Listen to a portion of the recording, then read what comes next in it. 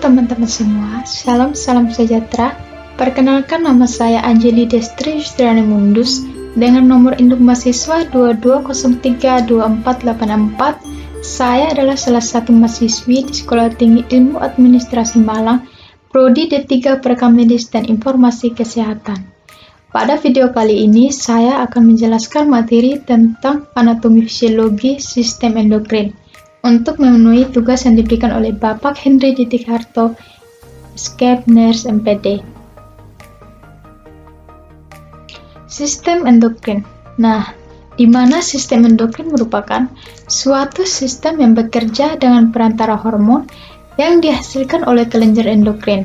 Nah, di mana kelenjar endokrin merupakan kelenjar buntu, hasil sekresi langsung masuk ke dalam darah dan cairan limfe beredar dalam jaringan tanpa melalui duktus atau saluran. Selanjutnya terdapat hormon, di mana hormon merupakan bahan yang dihasilkan tubuh oleh organ yang memiliki efek regulatorik spesifik terhadap aktivitas organ tertentu.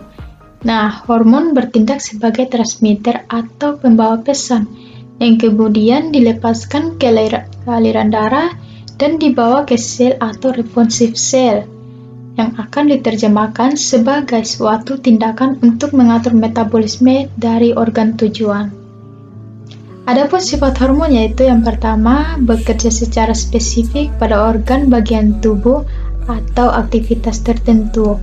Nah, yang kedua, dihasilkan tubuh dalam jumlah yang sangat sedikit tetapi memiliki pengaruh besar. Dan yang terakhir, bekerja lambat yang akan tidak spontan seperti saraf, tidak dihasilkan setiap waktu, yang kemudian diproduksi hanya apabila diperlukan. Nah, di sini terdapat organ utama dalam sistem endokrin. Adapun organ utamanya itu terdapat 10 organ utama, yaitu yang pertama hipotalamus, yang kedua kelenjar hipofisis, yang ketiga kelenjar pineal, yang keempat kelenjar tiroid, yang kelima kelenjar paratiroid, yang keenam kelenjar pankreas, yang ketujuh kelenjar adrenal, yang kedelapan kelenjar timus, kesembilan ovarium, dan yang ke-10 testis. Di sini terdapat gambar tentang organ utama dalam sistem endokrin. Yang pertama terdapat hipotalamus, di mana hipotalamus merupakan pusat tertinggi sistem endokrin yang menjalankan fungsinya melalui hormonal dan saraf. Nah, hipotalamus menghasilkan faktor R atau relaxing dan I atau inhibiting, di mana hipotalamus terletak di bawah otak besar. Yang kedua terdapat kelenjar hipofisis, di mana kelenjar hipofisis terdiri dari 3 lobus. Yang pertama lobus anterior, yang kedua lobus posterior, yang ketiga lobus intermediate. Nah, di mana yang pertama lobus anterior terdiri dari jaringan epitel kelenjar sehingga disebut juga adenohipofisis yang membentuk hormon sendiri yang kemudian akan dibebaskan dalam darah. Hipofisis anterior mengeluarkan 6 hormon peptida utama. Yang kedua, lobus posterior, di mana terdiri dari jaringan saraf sehingga disebut juga neurohipofisis. Secara fungsional dan anatomis, hipofisis posterior sebenarnya merupakan perpanjangan dari hipotalamus. Yang ketiga, terdapat lobus intermediate.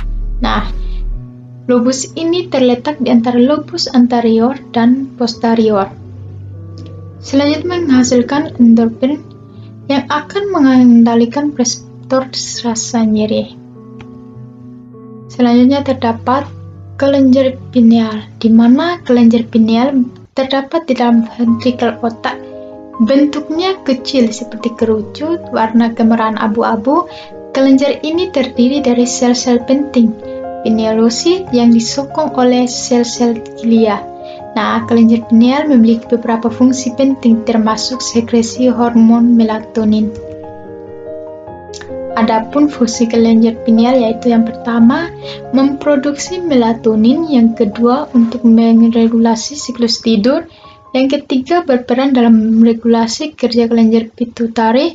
Yang keempat, memengaruhi sekresi hormon seks. Yang kelima, membantu metabolisme obat. Yang keenam, tempat untuk mengatur pigmentasi kulit. Yang ketujuh, berhubungan dengan sel-sel yang sensitif cahaya. Yang kedelapan, berhubungan dengan saraf mata atau penglihatan. Yang kesembilan, pusat penerima dari seluruh sensor eterik seperti penglihatan, pendengaran, emosi, dan lainnya. Yang ke-10, mengatur waktu biologis yang berhubungan dengan musim dan cahaya. Yang ke-11, pengatur suhu tubuh. Dan yang terakhir, sebagai mata ketiga dan berhubungan dengan rohani. Yang keempat, terdapat kelenjar tiroid atau kelenjar gondok. Nah, kelenjar tiroid ini merupakan salah satu kelenjar endokrin yang terdapat dalam tubuh manusia yang terletak di bagian depan leher. Bentuk kelenjar tiroid yang satu ini kayaknya seperti kupu-kupu karena memiliki dua buah sayap dan memiliki diameter sekitar 5 cm.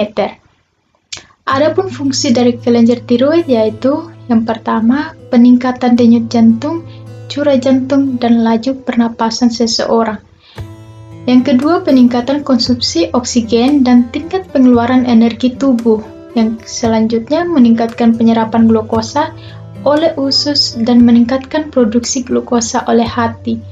Selanjutnya, penting untuk pertumbuhan dan pematangan sistem saraf pusat, memengaruhi siklus menstruasi seseorang, dan yang terakhir, mempercepat pembersihan kolesterol dari plasma. Yang kelima, terdapat kelenjar paratiroid atau kelenjar anak gondok, di mana kelenjar paratiroid adalah kelenjar penghasil hormon paratiroid yang berperan penting dalam mengatur kadar kalsium dalam darah. Jika kelenjar ini mengalami gangguan, maka Anda berisiko mengalami berbagai masalah kesehatan, salah satunya adalah gangguan tulang. Kelenjar paratiroid merupakan kelenjar yang terletak di leher, tepatnya di belakang kelenjar tiroid. Kelenjar paratiroid terdiri dari 4 kelenjar kecil yang ukurannya sebesar kacang polong. Meskipun ukurannya kecil, kelenjar paratiroid memiliki fungsi yang besar bagi tubuh. Nah, beberapa fungsi kelenjar paratiroid yaitu yang pertama, mengatur pelepasan kalsium dari tulang ke aliran darah, mengendalikan penyerapan kalsium dari makanan atau minuman pada saluran pencernaan. Yang ketiga, merangsang pembentukan vitamin D pada ginjal. Yang keempat, meningkatkan penyerapan kalsium di ginjal dan mencegah ginjal membuang kalsium melalui urin. Yang kelima, membuat ginjal mengeluarkan fosfat melalui urin. Dan yang terakhir, meningkatkan kadar magnesium dalam darah. Yang keenam, terdapat timus, di mana kelenjar timus adalah suatu organ limfoid simetris bilateral yang terdiri atas 2 lobus. Bentuknya piramid yang terletak di bagian anterior mediastinum superior. Timus adalah organ khusus dalam sistem kekebalan yang memproduksi antibodi. Nah, adapun fungsi dari kelenjar timus yaitu peran utama ditugaskan untuk kelenjar yang ada di leher ini, yang di dalam istilah alternatif untuk timus ialah untuk memfasilitasi fungsi sistem kekebalan adaptasi tubuh Anda. Sebuah jenis tertentu dari leukosit atau sel darah putih yang disebut dengan limfosit T dititik di wilayah ini kemudian dilepaskan ke dalam aliran darah dan mengatur untuk menyerang dan menetralisir zat berbahaya dan mendapatkan masuk ke dalam tubuh. Yang ketujuh, terdapat kelenjar adrenal, di mana kelenjar adrenal merupakan kelenjar kecil yang berperan dalam memproduksi beberapa jenis hormon di dalam tubuh. Meskipun kecil, kelenjar adrenal memiliki fungsi yang sangat besar bagi tubuh. Untuk itu, ketahui lebih jauh fungsi kelenjar adrenal berikut ini. Nah, korteks adrenal bertanggung jawab dalam memproduksi 3 jenis hormon. Yang pertama, aldosteron yang mengatur elektrolit dalam tubuh dan tekanan darah. Yang kedua, kortisol yang mengontrol kadar gula darah dan metabolisme. Serta yang terakhir, terdapat gonadokortikoid yang mengatur hormon seks. Yang kedelapan, terdapat kelenjar pankreas, mana kelenjar ini merupakan sekelompok sel yang terletak pada pankreas sehingga dikenal dengan pulau-pulau Langerhans. Nah, sel alfa menghasilkan glukagon yang berfungsi meningkatkan kadar glukosa dalam darah dengan cara memobilisasi glukosa, asam lemak, dan asam amino dari tempat cadangannya ke dalam darah. Nah, di mana juga sel beta akan mensekresi insulin yang berfungsi menurunkan kadar gula dalam darah dengan cara meningkatkan simpanan glukosa hati. Nah, di sini juga terdapat sel gamma yang akan mensekresi somatostatis yang berpengaruh menekan GH, pengosongan lambung, sekresi asam lambung, dan kontraksi bladder. Nah, adapun fungsi pankreas adalah menghasilkan enzim pencernaan yaitu amilase, lipase, dan tripsin. Yang kedua, menghasilkan hormon glukagon untuk meningkatkan kadar gula dalam darah. Dan yang terakhir, menghasilkan hormon insulin untuk menurunkan kadar gula darah. Nah, selanjutnya terdapat kelenjar gonad atau kelamin yang dibagi menjadi dua kelenjar yaitu ovarium dan testis. Yang kesembilan terdapat ovarium. Nah, di mana ovarium adalah kelenjar kecil berbentuk oval yang berada di sisi kanan dan kiri rongga panggul, tepatnya bersebelahan dengan bagian rahim atas. Adapun fungsi ovarium yaitu menghasilkan sel telur dan hormon seks wanita seperti estrogen dan progesteron.